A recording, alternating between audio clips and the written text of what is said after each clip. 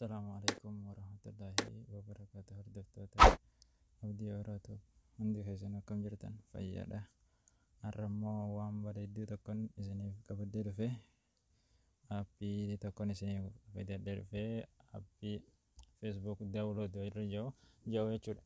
Warri Facebook irraa viidiyoo daawulood godhachuu barbaadan akkasumatti waan adda addaa barbaadan aappii kanatti fayyadamtanii buufachuu dandeessanii. Achumaanii yoo aappii yoo buufachuu barbaadan description boxii jalan isiniif linkii isaatti achumaa gadhiitanii buufattanii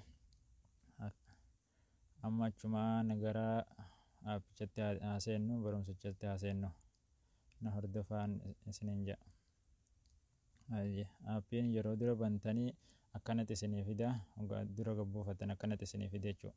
Achi booda daawulood hoggaa gootan gubbaa sana irratti ani waan irra caalaa arabii fayyadamuuf arabii irra kaadhee lakkoofsa imeela keessan jechuudha. Nama lakkoofsaan wanti goe ani lakkoofsumaanin seenuu barbaade waan ta'eef nama duwwaa shan takka saddeet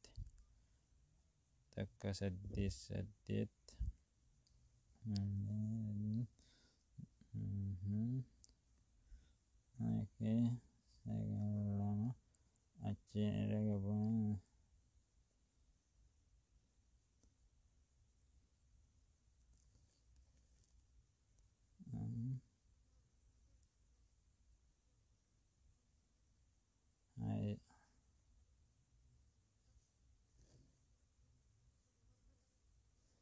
ni eeggattanii achi booda maqaan isinii dhufee jira jechuudha. Okay irratti gootanii khalaas achi booda ni seentan jechuudha. Gaama ni ooftanii amma fakkeenyumaaf inni isin garsiisuu barbaadde viidiyoo sana akkanatti gadhiitanii taphachiiftan. Daawulood godhachuu barbaadan honola gubbaa kanarratti jechuudha. Qalama diimaan jiru kanarratti yeroo takkaaf gadhiitanii daawulood ta'ee jira jechuudha. Facebook achumaanii warri ammallee Facebook follow akka itti ol baafatan barbaadan achumaanii kana namni hundillee ni beeka jedhee yaada.